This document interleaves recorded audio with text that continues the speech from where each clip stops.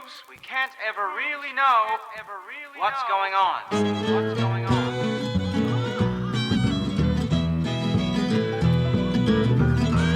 Appearances can be deceptive. Tom, I was just speculating about a hypothesis. I know I don't know how. Uncertainty. That is appropriate for matters of this world. There, we're in a tight spot.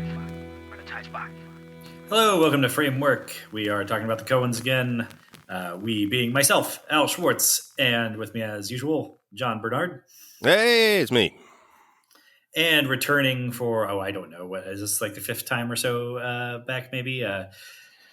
One of our favorites, Mr. Thor Klippert. Glad to be here. We're here today to talk about Raising Arizona, the Coen brothers sophomore feature. This should be a pretty quick one, right, guys? This is just a perfect goddamn movie. It's top 10 for me, yeah.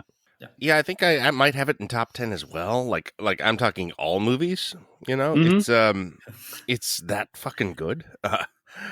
There have been only a few movies that have been like this meaningful to me that we've ever talked about. And we're talking like, I don't know, Big Trouble in Little China would be one of them. Pee-wee's Big Adventure. Sure. Yes, the classics that all the Sight and Sound polls are putting up there at the top of the list. Mm-hmm. Well, I could make the argument for Raising Arizona as a piece of filmmaking. I mean, it's kind of amazing, kind of outrageous that this is their second movie, and kind of, I don't know, it feels like it's inventing a new way of shooting film sometimes. It is kind of unbelievably brilliant in the way that it is composed as an object. Just the correspondence of shot composition, editing, music, the whole thing as such a package is just like they just didn't make comedies like this.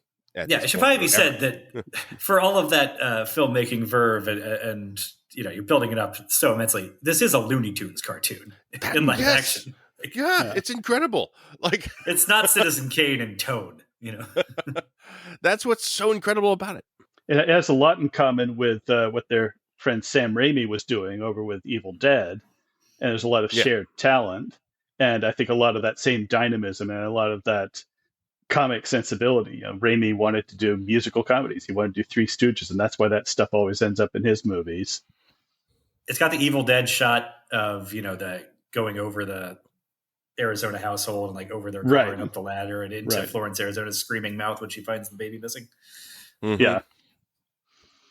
The number of it's a very Raimi looking film, I guess, is you know, they were working directly together. I think he's working with them literally at this point. This is right after Crime Wave, if memory serves. Yeah, that's the second Sam Raimi feature. There's a lot of cross pollination. Barry Sonnenfeld is very much, you know, making Raimi type movies with a Raimi type look to them. He's the director of photography for this film and responsible for a lot of the incredible stuff in it, as they say. The use of this footage together, you know, like the big set piece chase in the middle of the film. We will get to it, but it kind of sets a standard of filmmaking, really. Let's start with the big set piece opening sequence. Of course, like that is. This is maybe the best opening sequence ever. Okay, you're talking like us now, Al. Okay, yeah. Yeah. Well, okay, yeah. In terms of endless pre-credit sequences, I'd put it right next to Once Upon a Time in the West. So tonally similar. There's a way that this is even better than Once Upon a Time or Raiders of the Lost Ark, or even like Jaws. Some of these, I don't know, name your favorite Bond opening. Like there's these sort of self-contained, you know, 10-minute opening sequences. Scream, another one, I guess. Once I start talking about horror movies, and those are those are great short films unto themselves, almost. And what Raising Arizona's opening sequence does, in addition to just being hilarious and fast moving, is it doesn't just do like an opening scene and then we start the movie. It dispenses with the entire first act of this movie. It does an entire like rom-com plot It gets us right to Act 2. You're right. I never thought of it that way. But yeah, after the credits, we're stealing the baby. Boom, we're on it. Right. Yeah, and it makes me almost wonder, like, after 1980, when does this come out? 87. 87. Like, why was every Act 1 of a movie not a montage? Well, because they're just not as good as this is the thing. Like, Right, that, yeah. you know, they can't. This sets a bar for the shit it is getting done. That is kind of hard to how do you do that? Like, how do you tell get that much exposition out of the way, and not just in like the plot and the character background, but just in the actual tone of the world, which is unique and different. It is the way characters talk here, the use of language, and it's not just High; it's everybody has this sort of given to flights of oratorical fancy, and it's like Deadwood, honestly. I think they said that they based the speech pattern on the idea that all the characters would have two basic influences in their lives. There would be the Bible and supermarket magazines. That doesn't make any goddamn sense at all. Yeah. No, it does not. They when they got some crap from like actual like Arizona Tourism Board for saying like Arizona's not full of hicks, they're like, yeah, but nobody talks like this. And what one of the other Coen brothers said, sort of snottily, I think, that it's not Arizona, it's an Arizona of the mind. And what a weird concept, like to even throw out there. But that is, I mean, it plays to one of the Coen's like unique strengths is that no one can write erudite idiots quite like them. Yeah, that's like their particular brand of dialogue, and it's glorious. It's maybe never better than it is here. Sometimes your career's got to come before family. Work's what's kept us happy. Yeah, like it's the sentence constructions. They are so witty, and then they're delivered with just an accent, and like throughout this, it's minor characters. Day players are doing this. You know, like every convenience store clerk is a character unto themselves. The guy at the bank. What's it going to be, young fella? You want I should freeze or get down on the ground? He's got a whole thing that Gunnar just has to cut him off. Amazing. The parole board, or Emmett Walsh as the machine shop earbender, or they all have this cadence and this incredible command of language. That is not realistic. Well, this is the Coen's introduction to John Goodman, and like it's kind of nobody does it better than him throughout their whole filmography. I feel like, because yes, he does this Southern accent, but he also, the way he's going to say it is, but I'd rather light a candle than curse your darkness. It's amazing. All the shit that comes out of his mouth, God damn it, H.I., the sun don't rise and set on the corner convenience store. It's like amazing. It's and it is an authorial voice. Yes, I mean these characters shouldn't all be talking like this, but on the other hand, of course they should be. Of course they. It is consistent world, and that is what this opening montage establishes, as well as the table stakes of the plot, and it's the world they live in. And it's riddled with jokes and characterization, but there's so much world building going on. This movie needs as much world building as Batman vs Superman does. It feels like in a totally different tone, but like you're saying, it's this fantasy Arizona of the mind that again is Arizona is part of the Southwest, but everybody speaks with Southern accents, and that almost gives them, I think, a little more license to be sillier and without it being as insulting to, I guess, Arizonans. Apparently that was a thing when this movie came out, that it was a part of the discourse on Raising Arizona, such as it was before an internet, was that it was insulting to the South, or to Hicks. It was, and I don't know. I mean, it seems at this point, I can't imagine thinking that, because they don't in any way represent people. But that's an odd kind of conversational canard that has dropped away when considering this movie now. Or I don't know, perhaps it's just my perception. Well, Coen Brothers movies, almost always the characters are caricatures. And I feel like one thing that sets Raising Arizona apart is this is the one where you can laugh with and not at. Like you empathize with High and Ed. even though they're doing something that's really terribly wrong, you love them. You empathize with the Snokes brothers. Yeah, Yeah. I mean, certainly with Nathan Arizona. Yeah. Uh-huh. Yeah. To do those things is impressive. To do those while also empathizing with Nathan Arizona is even more impressive. Like, because he's coming from a totally different place than. It is an open, like, I was trying to, like, look at this as, can you read this film? Is there a, what are the themes that are subtextually coming in here? Is this a conservative film? Is something that I was thinking as it came up, because it is so invested in the American dream, and it believes in the decency of rich people, and all these, it feels. I mean, I don't know that does necessarily.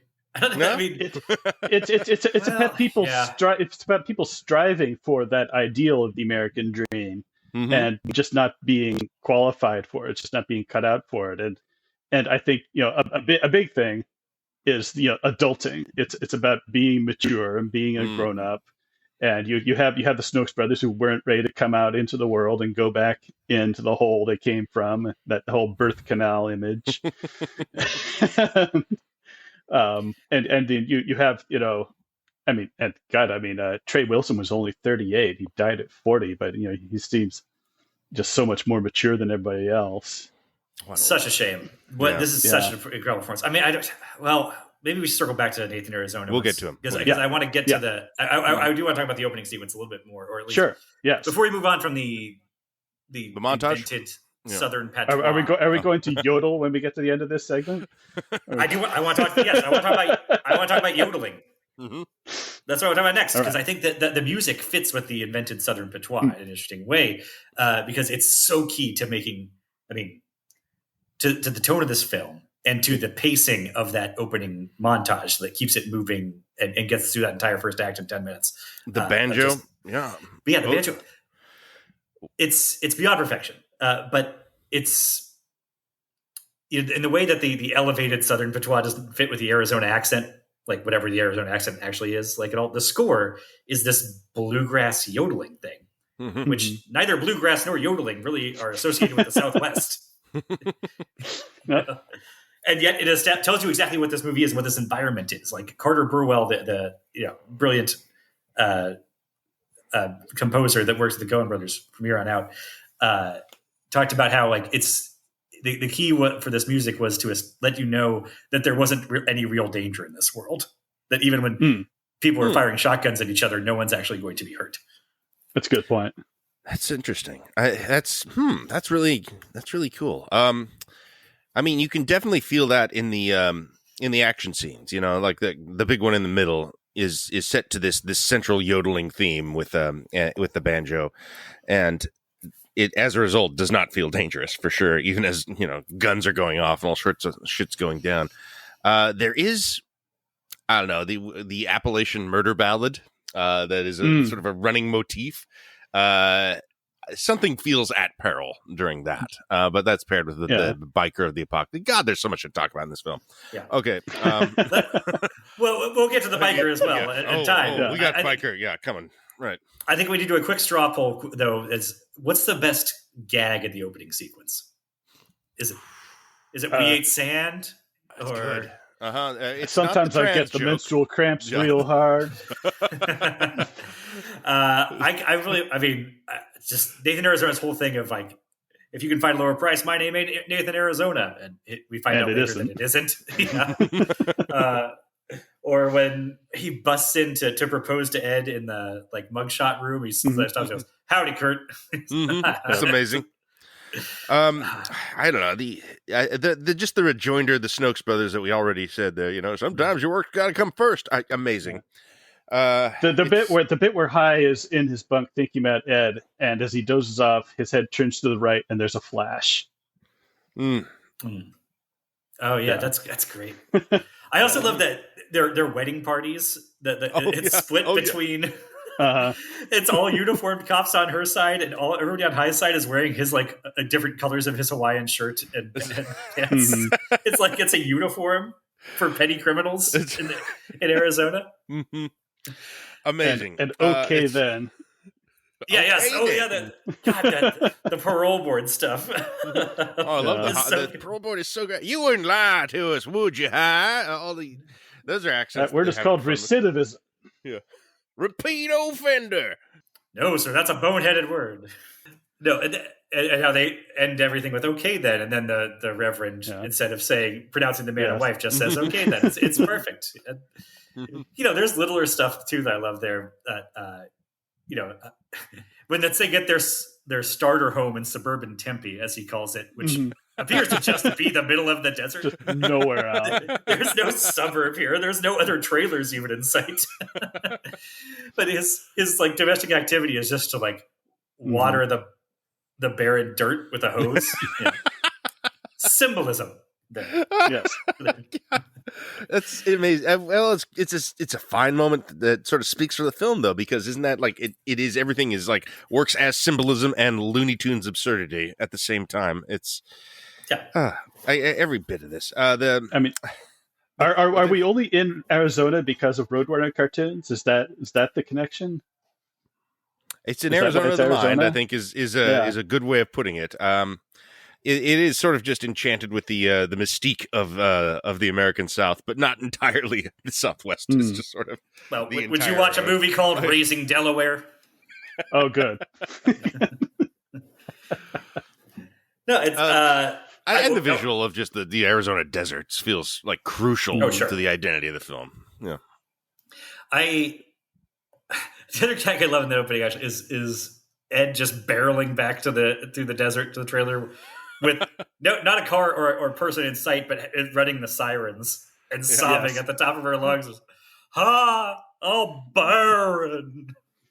Yeah. And that leads to her insides were a rocky place where my seed could find no purchase.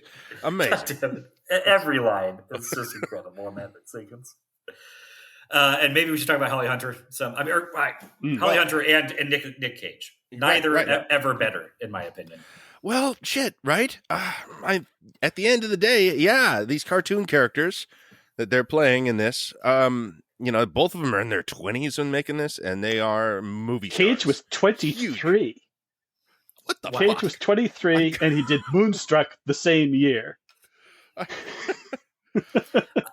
I am not a big like all in on Nick Cage type of movie geek. I'm not a big fan of Latter Day Cage. I have some. I'm not a total curmudgeon. I have some love in my heart for Face Off and Con Air, but he is so good at this. It's a remarkable performance. Yeah, like this character can carry this film and be just this giant beating open heart, and also just be. Just look like he rolled out of bed, the entire film, essentially, with this mustache and just this ensemble with that he can be patently ridiculous and still, make this film work, like shoot well above its weight emotionally all the way through.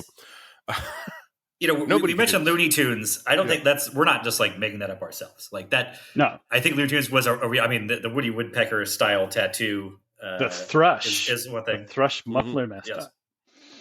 Yes. It's not actually Woody Woodpecker, whatever. But it's incredible the shot of him staring in the mirror as he like is partway through shaving while shirtless. Mm-hmm.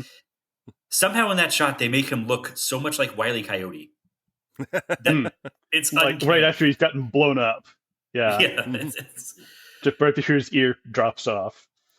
Yeah, I wouldn't know how you would even like just start to describe like to your costume designers or whatever. Here's what we got to do. Well, his like Cage as an actor, his face and just sort of the elastic body that he's working with in this film. 23 years old, it is such a tool. Like I think underrated because he's not exactly like the most handsome movie star, but my God, he's one of the most incredible looking ones, and it's something that he has over just about anybody, even at the beginning of his career here. And I think it's a big underestimated part of why he's essentially some sort of loony icon at this point. Like that his career persists the way it does. Well, he is known as this big cartoonish overplaying actor, Looney Tune of an actor. And what's remarkable here is how H.I. is sort of the straight man. How much he's underplaying. He's able to be cartoony while underplaying things is a kind of an impressive feat. I've definitely seen boring Nicolas Cage performances where he underplays something and it looks like he doesn't give a shit. That's not at all what this is. It is underplayed, but it's, well, frankly, just the way he looks makes it a weird performance anyway. And then that he just finds sort of an emotional spine as he is doing this Southern accent and doing these ridiculous sort of poetic lines in voiceover as often as not. Yeah. If he's restrained, it's probably because the Coens wouldn't let him improvise, and there was, I guess, some tension. Like he wanted to do a thing where, because he was a small time crook and a hold up guy, he'd always be looking at his watch, and the Coens are, no, if you're looking at their watch, then the audience is going to be looking at their watches. Don't look at your watch. That's pretty astute. Yeah. That's funny. I mean, well, there is an incredible sort of elastic sense of stakes in this film, like that music making it not feel dangerous. For example, like there's a lot of things that that just as normal people they're not concerned about that they probably should be, but because they're not concerned about it, we're not concerned about it. Like they're not really worried about anyone finding out about them kidnapping Nathan Arizona. Kind of as soon as they've done that, they're on to the next chapter, and they're just like, well, it's our child now. We got to protect him. You know, who's gonna see them? Their neighbors in that suburb. Yeah. No, I mean, the thing that's eventually, maybe the most like direct representation of what you were just saying, Sean, about is Cage's underreactions to being shot at during all these action sequences. The way when somebody shoots at him, he just kind of turns and looks at them for a beat, and then like doesn't hit the deck or like sprint away, but just kind of like lopes off in the other direction. Like, all right. Okay, then. Yeah, exactly. That's his reaction. Yeah. Okay. So, and then we get the I don't know. Are we through with the opening montage of this film yet? We are. The next thing, but you mentioned that how much of the Cage performance comes through in voiceover, which is an interesting thing to look at, because I think this is some of the best deployed voiceover in film history. God, I hate being so hyperbolic about this because it is such a goofy movie that if anybody hears this and is inspired to go watch it, I feel like it's setting them up to like expect weightier things from it. But no, that's the magic of it, though. That's the magic of this film. But you can't not love it. Yeah. But that's and maybe what allows Cage to be sort of cartoony and underplayed at the same time is that so much of his performance and his dialogue is delivered through voiceover. He is sort of the not even strong silent type, but more taciturn in the scenes with his partners. But he's speaking to us in the audience and letting us know that it's not that he doesn't give a shit, like you said in some of his other Cage performances. The voiceover is explaining to us how he does give a shit and is trying his best, but just doesn't know how. So he's like haltingly doing everything. Yeah, I mean, is he a dumb guy? Is that sort of the like? It's so hard to kind of pin down his intelligence in this because he's so good at speaking and formulating ideas and words and using language. It feels like he's got an enormous amount of comparative literature classes under his belt, but at the same time, is prone to harebrained schemes. A lot of downtime in the pen. That's true. I think that Maybe might have been the logic. Library. I don't know. Yeah. Although it's the world, so it's everyone has that time, I guess. Yeah. I think more than having a great like breadth of references to pull, like literary references to pull from, it's that he and the Snotes, everybody in this movie, is very self-aware. And maybe the logic there is that in addition to having time to read the classics, they have time those sessions with Doc Schwartz in the pen. They seem effective. Yeah. They're taking away. I mean, he's really making a breakthrough with that guy with the menstrual cramps for 1987 in a men's prison. Yeah. Man, yeah. Look, and also, and again, talk about the efficiency of this 11-minute prologue is there's all the stuff. Most men your age would be raising up a family. There's that motivation, that sense of, not just of what you want to do with your life, but what's a person you're supposed to be doing in this society. How do you confirm? It's all in there. We'll put a pin in that because I am amazed at how well this movie is about something. Like in the end, it's some incredible theming, some incredible character arcs that come across, even as you're kind of just watching, Wile E. Coyote shit go down in the forefront with banjo music.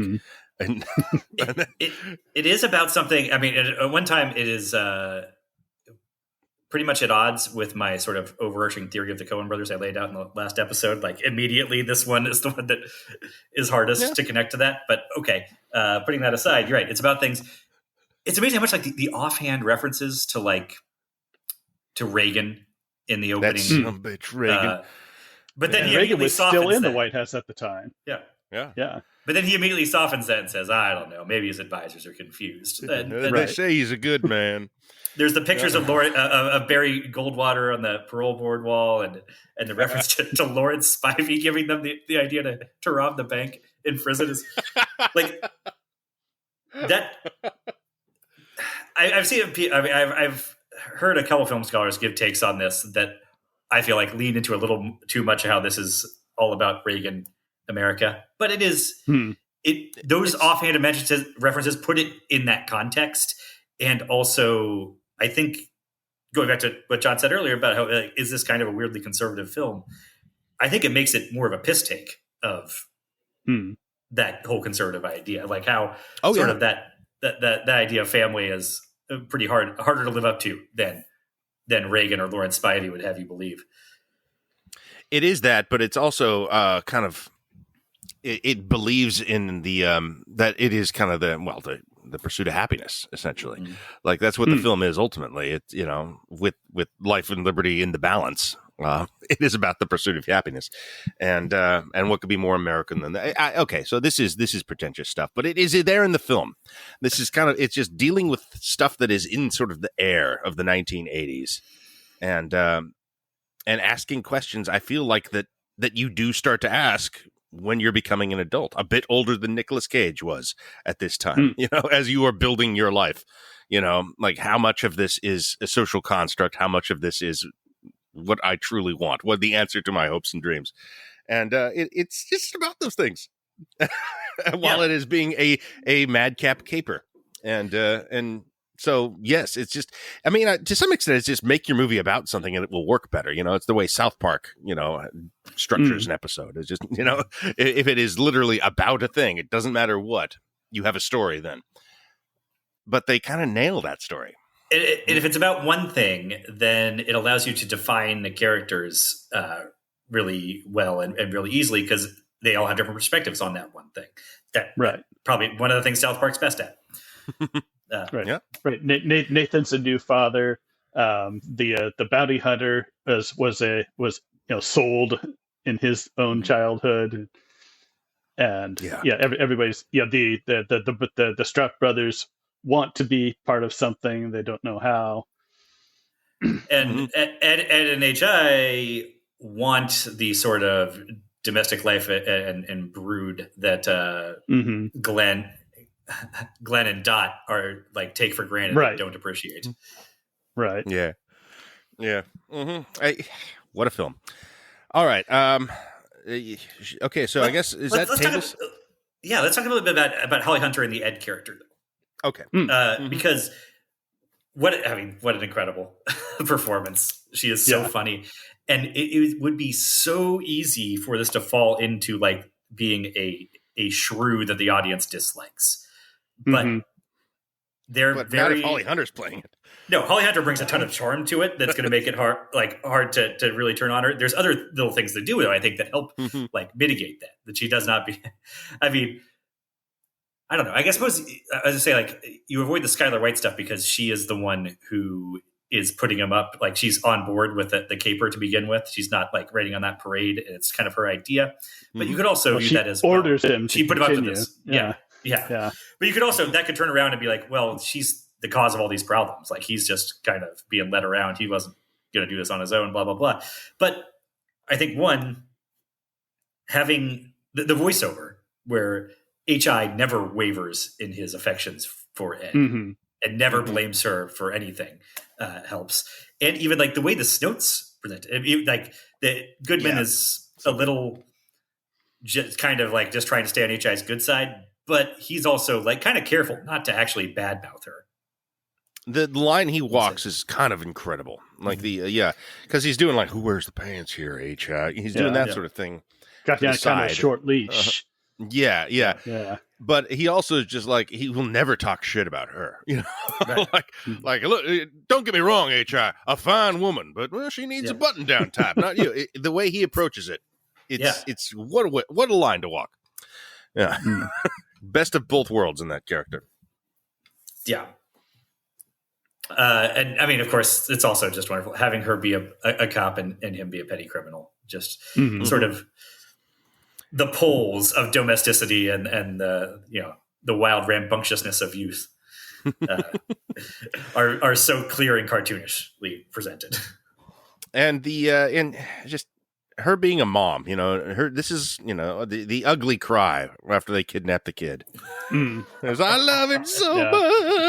It's funny, but it's also, it's kind of this film in a nutshell. It is sincere too, deeply sincere. And and I remember that ugly cry from when my kid was born, it's, they got it. And she's, there's kind of no one better to do this than Holly Hunter at this time, at this age. It like, became given this role to Frances McDormand, who's great in this film as well. Yeah, that was the second choice, and you could see like it could have worked, but I'm so glad it's Holly Hunter. Just because I can't imagine anybody doing like the best, even better than the ugly cry, is after she picks him up after the midpoint, foot chase armed robbery thing.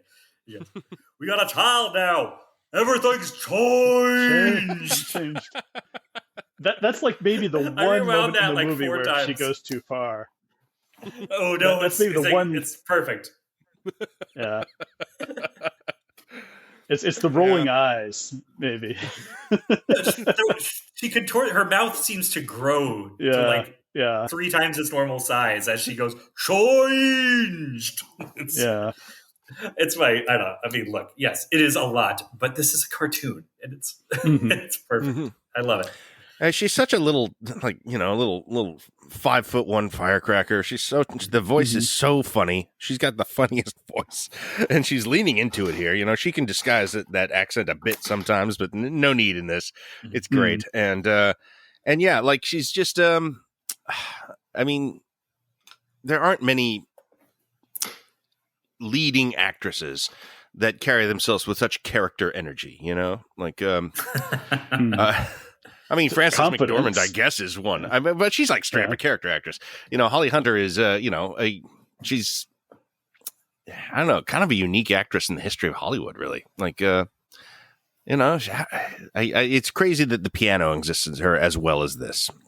She's great in this, though, and this remains my favorite use of her in a film. I think you implied something similar earlier. It's easy to underrate because it is the wife role, I guess, but she's so in it and she's so involved and has so many line readings like that. Yeah, and you don't come out thinking of this as the wife role. She's not a wet blanket ever, even as she's the voice of domesticity and settling down. Her version of settling down is so demented with this kidnapped baby that it like doesn't even really register as like, oh, she's raining on our parade. Yeah, I mean, give me that baby, you warthog from hell, all that stuff. Crazy. Okay. Yeah, she's great. All right. So I think that brings us to Goodman and Forsythe as the Snotes brothers. I think they deserved like some sort of special achievement Oscar for just how funny they made eating cereal. Great. Awful nice cereal flakes, Miss McDonough. What a perfectly stupid line. The amount of milk splash in their cereal eating is it's just chef's kiss perfect. I love it. And just understanding that they're on the very edge of getting kicked out of that house at any moment. That this is as hospitable as they can be. I mean, Goodman in a Coen Brothers film is kind of just a famous thing at this point, and this is and it's obvious why. This is right out the gate, an excellent performance that really really matches their sense of humor. They're going to use him another 4 or 5 times, something like that, to greater effect. Always, probably peaks with Big Lebowski, the great performance of Goodman's career, but. Yep. I think his signature line is Barton Fink. I think I'll show you the life of the mind. Yeah, that's but Walter's even more iconic. We'll get there. Yeah, and he'll keep popping up then, and Oh Brother and Llewyn Davis as well. But I don't know. Yeah, but they're all great. They're career-defining performances. You know, it is, and kind of for the Coens and for Goodman. He's sort of the first person I really associate with them, I guess. Yeah, I mean, he is the closest thing they have to a muse. Which this is hilarious to think about to me. You're right. I think, but I don't want to. He's so good in this. Like, yeah, even as Walter and Munt and Barton Fink are like bigger roles that like do more to steal those. But you wouldn't say that Gale Snow steals this movie by any means. No.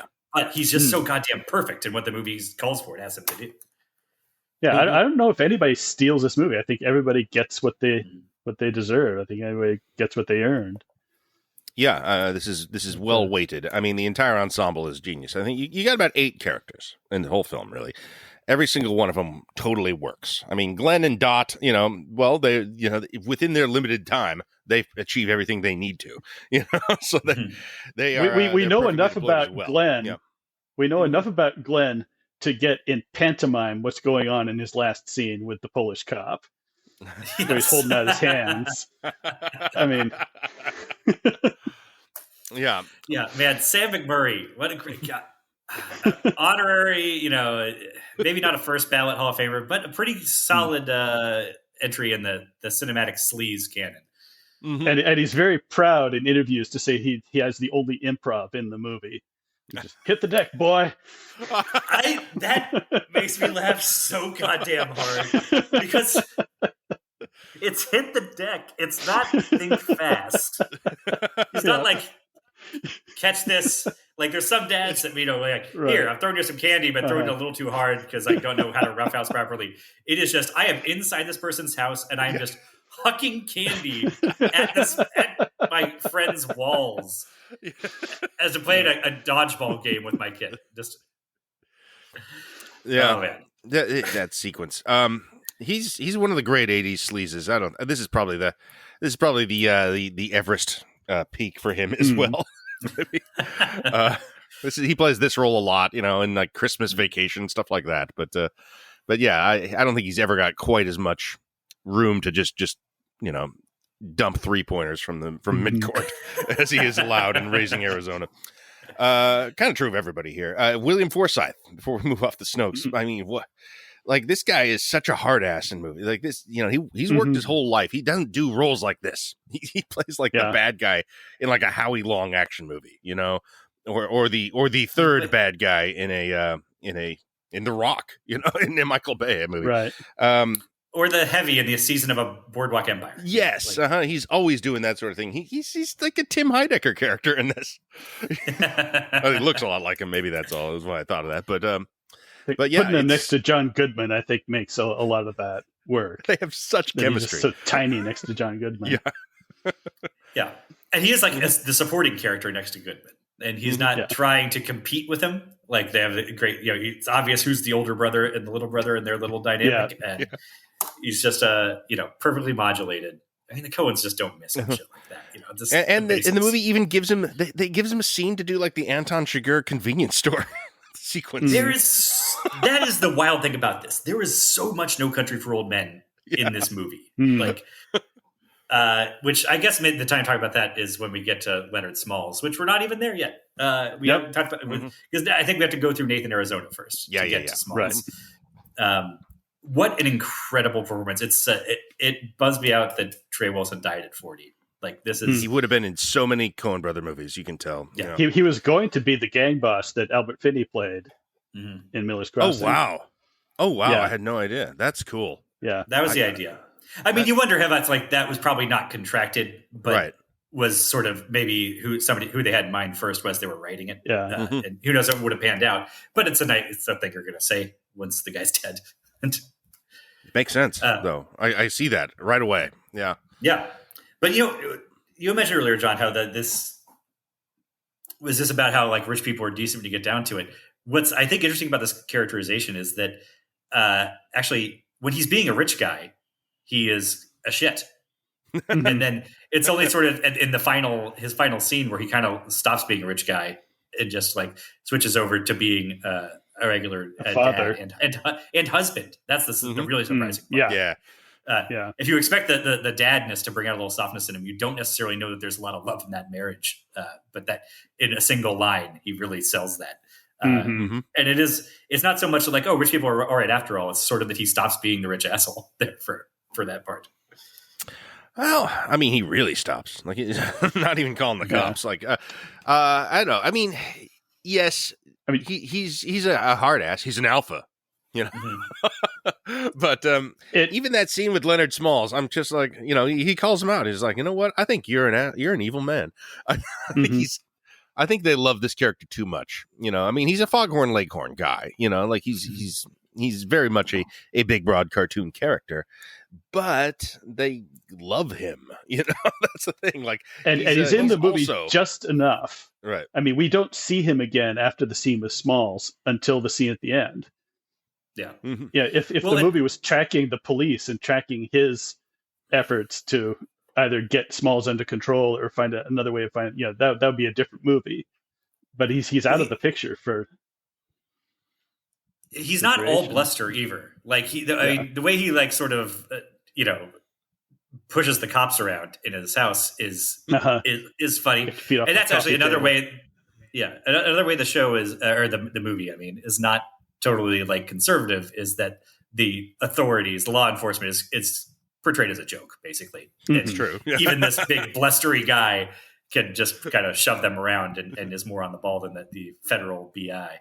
But then he's not just like a paper tiger or anything, because when they lead him in there to see Smalls sitting there with his feet up on his desk and two double-barreled shotguns and hand grenades. He says, "No, don't. Why wake the security guard? Like, I'll handle this myself," and does handle it. You know. Yep. He's a character. He's a self-made man. Yeah. A self-made man. He's not like a tycoon. He is a guy who, you know, runs a chain of unpainted furniture warehouses in Arizona. You know, like he's sort of a local rich man, a local famous person. You know, he's a big fish in a small pond. Yes, right. He's an aspirational figure for the hayseeds living in the suburbs of Tempe. The richest they can imagine a person being, kind of thing. And I guess that does sound a little condescending. But well, I mean, this maybe gets to that thing where, you know, it's talking down to these people, and yet he's a human at the end. You know, totally, not even a bad one. In a world of, you know, cartoon characters, everyone's also human at the same time. But the amount of dimension there that you get so clearly from his couple of scenes here that he is a pretty terrible boss and yet a pretty good husband. It's just not what you expect from him. And you know, I mean, not enough can be said about his turns of phrases either, or the delivery that this guy gives. They were jammies. They had Yodas and shit on them. You know, like it's this guy should have been nominated for an Oscar for sure. If you're looking for an Ed Taylor or a shit box, no, he's great. I think then we have to talk about the Lone of the Apocalypse, but maybe we should do the midpoint chase scene first, and because Smalls really comes into it at the end. You know, he's introduced before the midpoint chase, but well, the Lone Biker of the Apocalypse is sort of the key to the film, I think. So yeah, let's talk about the chase. Yeah, I mean, this movie's got a fucking perfect opening sequence. It's got a perfect ending sequence, and it's got this perfect goddamn action sequence in the middle. You know, it's comedic action sequences, harder to pull off than life or death stakes, I feel like. But it is really interesting how it's like this counterpoint to Blood Simple also had this big showcase sequence in the middle that was like almost wordless for 15, 20 minutes. And 180 degrees different in tone from this. Yep. But it's also kind of like, we'll shut down almost all the dialogue and just have people run around and do character stuff like for 15 minutes. And then also sneak in one of the best lines, "Son, you got a panty on your head." Yeah. Also, something they'll reprise in No Country again, where he's right. In the big showstopper midpoint sequence there, Llewellyn Moss hijacks a guy who's in a pickup truck. It looks like the same truck. It doesn't go as well in that sequence, but There are just Yeah. these entire scenes that feel like they're reprised in No Country for completely different effect. Well, the way we get into this scene, by the way, this centerpiece action scene is through High's addiction to convenience store robbery. Right. Which I love this. This is why he's gone to jail 3 times. He robs convenience stores and he doesn't load the gun, so it's not assault with a deadly weapon. So it's always a shorter sentence. That's it. And he's he never wants to hurt anyone, is what he says. So we know that. Also, talk about perfectly establishing how there is no actual danger. Yeah, despite this guy being a career armed robber. Yeah. It endears us to him somehow as well. That it is non-violent technically. Of course, there are plenty of guns going off in the scene, but never his. And this is kind of treated like alcohol addiction. His convenience store robbing. This is kind of just like when things don't go his way, he is drawn. Like, I mean, there's a line in the opening credits, like, I found myself, driving by convenience stores that weren't on the way home, because it's like a bar. Exactly. Yeah. And in this case, he just lost his job because of the fight with Glenn. Great scene there too. And so he's just like, well, shit, I you know what? Fuck it. I'm a man. I'm going to go rob a convenience store with his wife and the kid in the car. It's like, we got to go get some Huggies. Give me a second. And leave the motor running. Yeah. Right.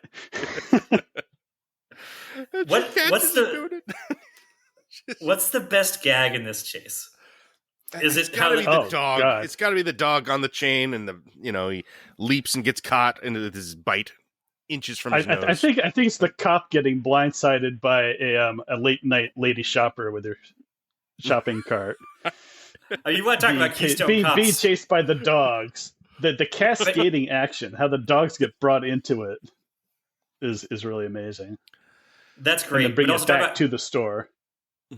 To talk about how the cops in this are figures of ridicule, that cop is knocked into the shopping cart because Cage throws a bag of Huggies at him, which couldn't weigh more than like 8 ounces. It's like he's knocked over by a roll of toilet paper. But that's just the world. I mean, one of my favorite gags in this is the cops just come, like, they set off a convenience store alarm. And the cop car comes roaring over like a jump out of the opening of Speed, and with one of them hanging out the window and just firing his gun wildly. And then as they like screech to a stop in the parking lot, the guy hanging out the window just falls out onto the parking lot. Amazing! It's so crazy. Yeah, and it's also like it's adding to the momentum of the scene. Right, it's speeding the things up in the cut. Because it's just forward momentum from the cut out of the window and onto the ground. Oh, it's so good. It's such good. Yeah. Yeah. Shooting at the house, the chase through the residence. There's so much. There's so many good gags in this. Yeah, it is him. I mean, honestly, if you want to talk about, like, if you want to get into pretentious symbolism crap, then it is him forcing his way in the middle of his crime through the suburbs. And into their through their domestic lives, and the suburbs are like violently rejecting him and shooting back at him. Like everywhere he goes, they're shooting. Yeah, the dogs just take it. Like every dog in the neighborhood just says, "You don't belong here," and we now must chase you around. Like, He goes into the supermarket, and the guy just pulls out a shotgun and starts firing at him just because he has the panty on his head. First, the clerk has a Magnum. The clerk has a bigger gun than the cops do. And then, the manager has a double barrel. And this on top of High never loading his gun. And I think that's important because guns as phallic symbols, if you want to get pretentious, there's a lot of stuff about being a man. And the fact that High isn't impotent, because impotency is also a theme, something wrong with my semen, High chooses not to use his power. That's important. That it's not that he can't have kids because he can't. He loads it up at the end. You're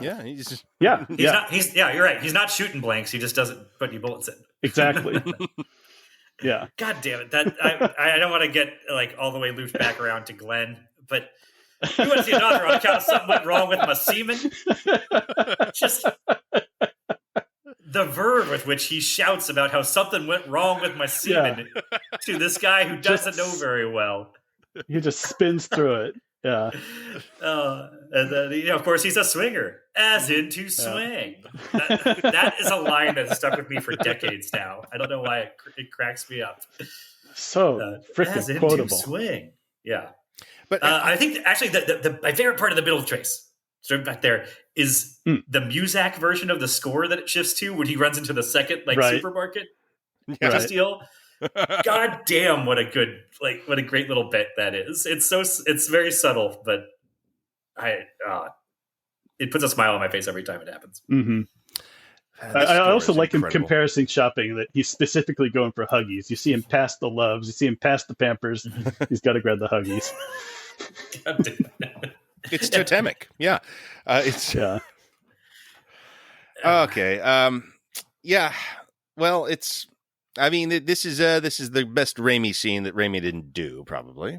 You would have, I would say. Although I don't know if that has meaning per se, but this is. I think the most Raimi scene is the fight in the trailer with Gale. Oh yeah, that's right. Yeah, that's right up there. Yeah, that's so good. You know what? As we get closer to the end of this movie, we get to the bank robbery that the Snows pull off. That to me feels like the most Tarantino scene. Of the Coen brothers see that in a way.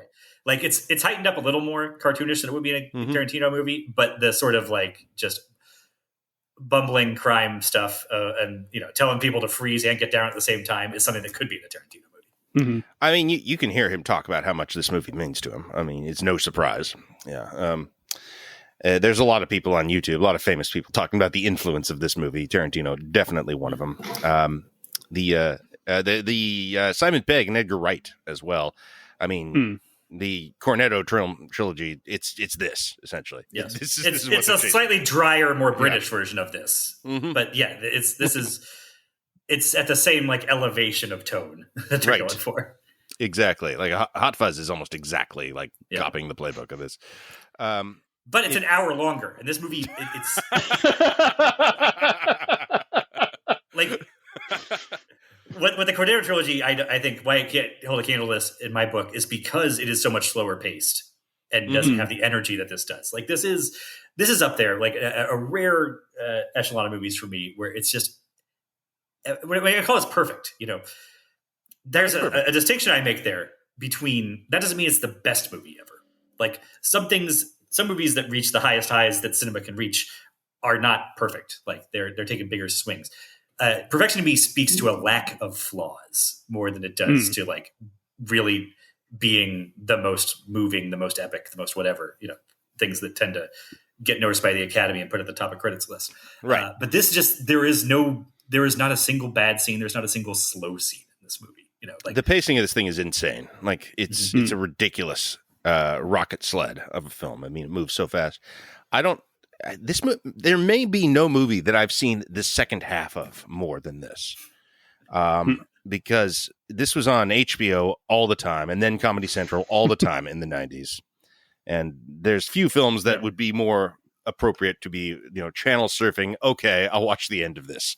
It's another half hour. I'm going to see the end of Raising Arizona then. That's perfect. It's very easy to jump back into, and man, does it move. I think I'm pretty sure I saw the end of this before I saw the movie. I think it was I probably did too. Yeah, a number of times I saw how the last 40 minutes of this movie played out before I ever sat down and watched the whole thing, just because, it was on TV so much. And my introduction was on VHS. I was working in video stores when it came out. It was one of the I started right around the time that Raising Arizona came out on cassette, and we just had it playing on the monitor like at least 2-3 times a week. It was just always. It's a perfect thing to have playing in a video store, in a bar, just because it's so goddamn watchable. Like it's I think of The Departed in a similar way, in a weird way, although that is a much more serious movie. But in terms of just like, well, there's never like, okay, now it's the slow scene. Now is where I go to the bathroom and maybe stop watching. It's just like it's just every single scene works so well on its own. It is so fucking entertaining. Yep. Yeah. Shall we talk about Leonard Smalls, the lone biker of the apocalypse here? All Yes, right. we've waited quite a while. Mm-hmm. Okay. Played by, of course, Randall Tex Cobb in the signature role of his career. Embodied by Randall Tex Cobb. Yes. We are introduced to this character through one of High's vision dreams, which he periodically has in the film, as a silhouette of, in front of a blaze, an inferno of a monster on a motorcycle, essentially coming his way. He is, he looks like a Hell's Angels guy, a prototypical one. He's like 6.5 feet tall. And I'd say he looks even a little more like a road warrior. Mad Max biker than a actual, 1%er biker. He's got the, for sure. He's got, sort of soot burns on his face, not unlike Looney Tunes character, near an explosive or something like that. And he's introduced killing small animals for sport, which I remember which feels so cruel, but the fact that the bunny hops over to the grenade before it blows up somehow makes it funnier and softer to me. Well, it is hilarious, honestly, that he's doing this, and I remember being quite upsetting when I was a child seeing this on TV for the first time. And that's kind of a good place for this movie to live, probably, especially with this character, who is immediately established as having sort of mythic qualities, being a hellborn or an emissary of evil or something like that, a non-real character, sort of metaphysical creation of High's mind or something like that. We don't really know. His guilt, his guilt, and I think his fear of something inside himself. The shared tattoo could mean two things. It could mean that he is part of High, or that possibly, born in 1954, he could be High's father. I don't know if that 87, if High is 20 odd years. I don't know if that quite works. 10 years difference, it's close, maybe. I took them as long lost brothers before father and son.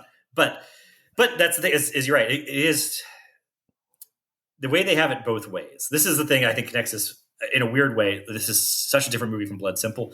But what connects them, I think, and going forward, is how they have it both ways with their villain figures, and that they're sort of supernatural, but also maybe like he's got a backstory of how he was sold as a baby. Like he wasn't, conjured up from the bowels of hell. Actually, he was born and sold and raised, but also his blood may be made of fire because anytime he's got it like burst into flame. And you'll see that, like, and he's the first of, I think, what is going to become a recurring motif in the Coen Brothers filmography is they love a nemesis figure. And Smalls is like the purest embodiment of this, and how it feels like he might have been conjured up out of High's mind and guilt, and he is just this figure of like almost supernatural, or sometimes expressly supernatural menace that is just relentlessly pursuing the characters. He's his shadow self, essentially. Yeah. Well, that's, and there's a way in Blood Simple. Like Visser is not quite that because we know so much about him, but the way he presents to Abby in the end is as this. She views him as this revenant figure of like, this is Marty risen from the grave, come to exact revenge on me for my sins. And that movie has it both ways in a different way, but while telling us that no, he is a mortal man ultimately. This is now verging into maybe he's a little more than mortal. Well, he actually does like three things at once, and he has three coherent roles in this film. One is what he literally is, the bounty hunter that was sold as an infant, and is therefore sort of this this evil version of what High could be, what Nathan Arizona could be, without love in his life, without family. He's also this nemesis figure that might be from hell, that has metaphysical importance, that appears to High in dreams as a representation of his guilt.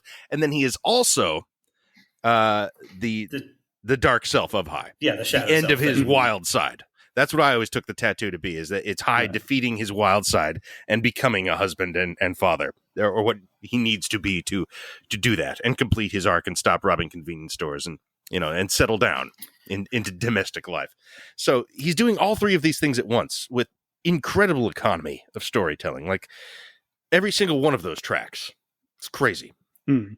Yeah. Yes, but also the evil part of him, and the human part of him. The bounty hunter is a capitalist.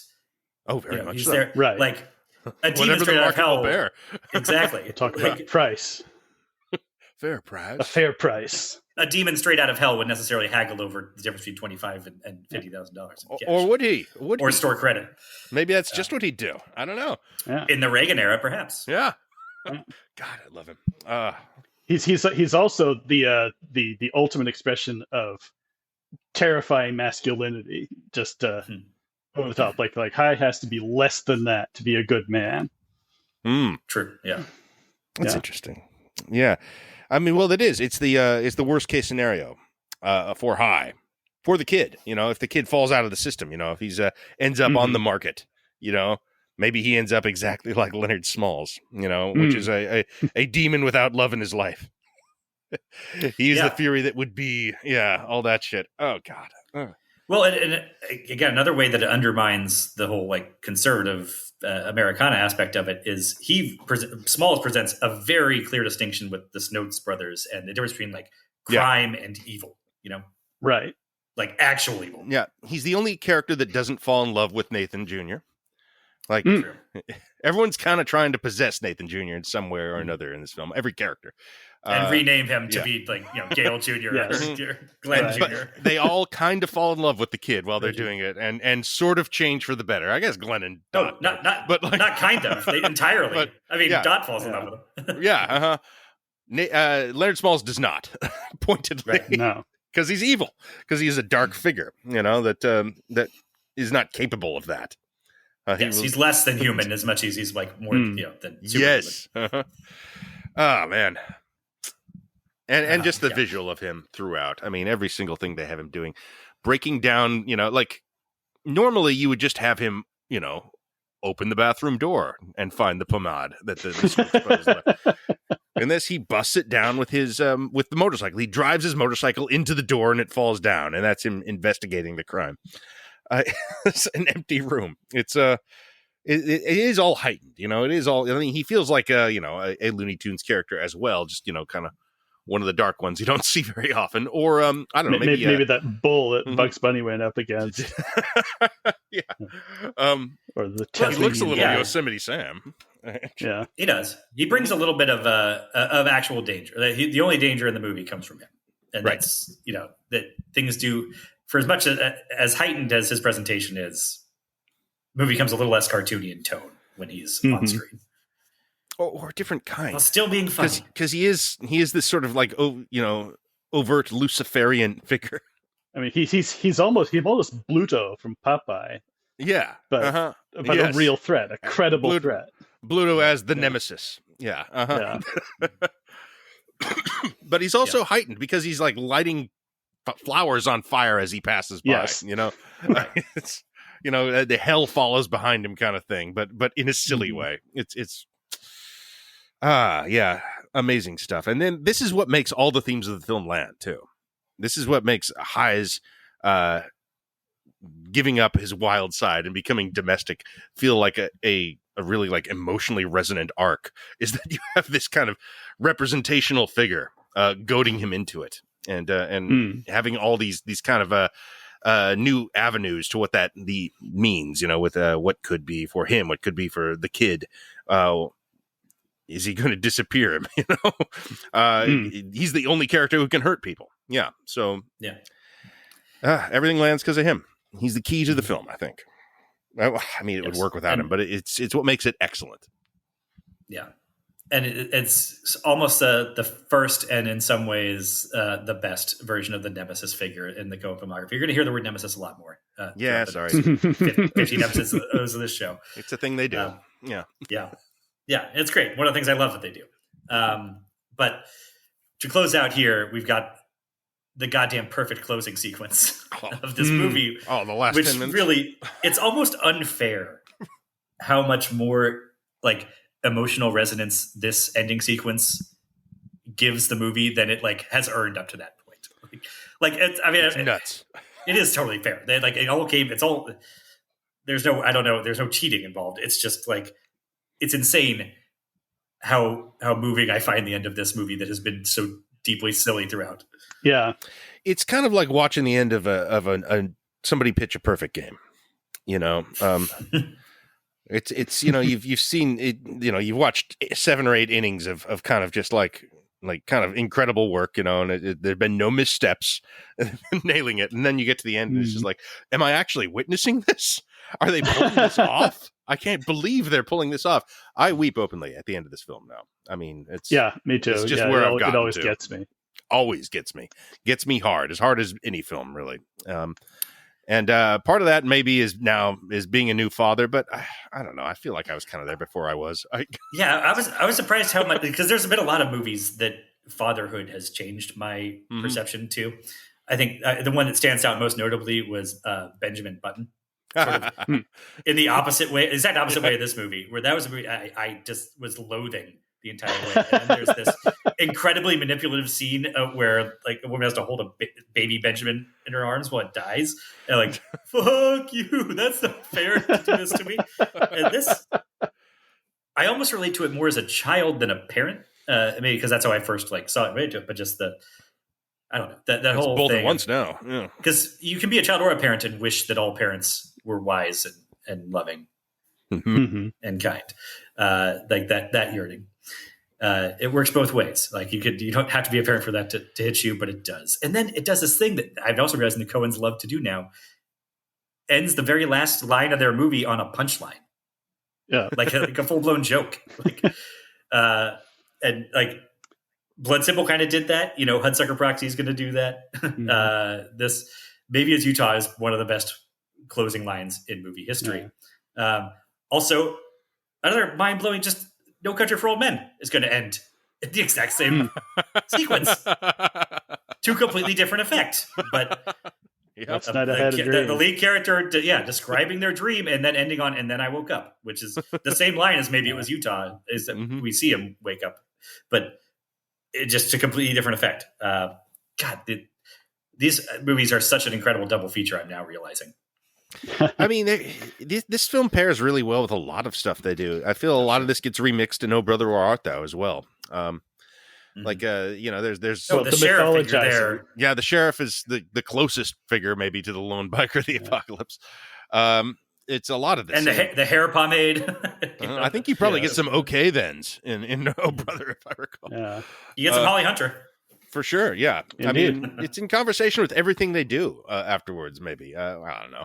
I don't know if I can make that argument for a serious man, but well, maybe I can. I think Intolerable Cruelty is probably the toughest one to. I suppose it's about marriage to a degree. I don't know.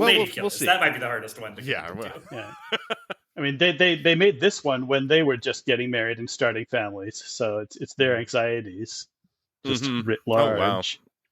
So, yeah, one of the most emotionally resonant, hilarious films ever made, and so unique, even as it's deeply influential. I mean, what more can be said about this? It's about as excellent as it gets. We could go on for another hour just cracking ourselves up repeating lines from it. But we won't do that. It's so damn quotable. The Coens said that they wanted to do something that was the complete opposite of Blood Simple, which is weird because they're still out in the dusty nowhere, and it's still about small time crime. But the thing is that the happy ending is so unusual for them. And there's an interview somewhere, I forget, I think it's Joel, says they were so uncomfortable about ending with a happy ending. Like they wanted to splice on a shot of somebody clubbing a baby harp seal, just to make it iron, just to distance, because that's if there's a through line in Coen Brothers, it's irony. It's distancing from the material. It's telling you you're just watching a movie. It isn't really 1965. It isn't really Arizona. And this is the one where, despite all of that, you still have the emotional connection. And, the dream sequence is providing that distance and that irony from the the happy ending, because it's stopping short of saying this is what actually happened. Right. Well, that's he's very self-aware in the saying, dream. I know I want to create a fantasy. That's what makes it wistful and bittersweet and amazing, though. And he doesn't identify the people in the dream with himself and Ed directly. He says, these people weren't like us. They weren't screwed up. They seemed okay. Maybe something like that could happen to us. But it's they don't give it. I mean, it is. There's even a level of ironic remove just in the fact that it's the stuff being presented is a bit silly. Glenn and the Pollock jokes with the cop, sure, but like also the Nathan Arizona, they give him a football, he becomes a football star, and not only that, but like the football star, he's on wearing a gold uniform, while the rest of his team is wearing a red uniform, and that final shot of the old couple at the table is a Norman Rockwell painting. I mean, it's quite literally, a duplication of the Thanksgiving image that you've seen a million times, except the food on the table is all sort of camp food. It's all ridiculous food. Right. It's all hot it's dish Jell-O molds. And, it is celery with peanut butter on it. A lot of that on the table. And so they are supplying that irony. It's all there. They're going all out, in fact, but it is emotionally landing as well, like almost in spite of itself. Like, like the heightened quality of all this is kind of air quotes around everything, even the central theme of is the American dream really, does it exist? Is it worth fighting for? What about being a man and masculine identity in this world? All this stuff is present, but ironic, is with quotes. So it is funny, but it also lands as good as it does in any serious film. I don't know how they did this. Honestly, like I'm not sure how the alchemy of this film comes together and creates the result where you have it exactly both ways. That's what they're great at. Maybe that'll be our through line going forward from here. Just nobody's better at having it both ways than the Coen brothers. That's why you need two of them. One of them gets it one way, the other gets it the other way. There you go. It's tempting to divide like the parts of the sensibilities into like, well, that's clearly what Joel is bringing to it, and Ethan is, he's more the satirist. But I don't know. We'll get to that when we get to the point where we're looking at the double feature of the tragedy of Macbeth and Drive-Away Dolls, aka Dildos Are Funny, the movie. That would be an interesting thing. We ought to look into that. Yeah. But for now, thank you, Tor. Thank you, everybody. This is a great movie. We had so much fun with it. Okay, then. Speculating about a hypothesis. I know I don't know nothing. Uncertainty. That is appropriate for matters of this world. There, we're in a tight spot.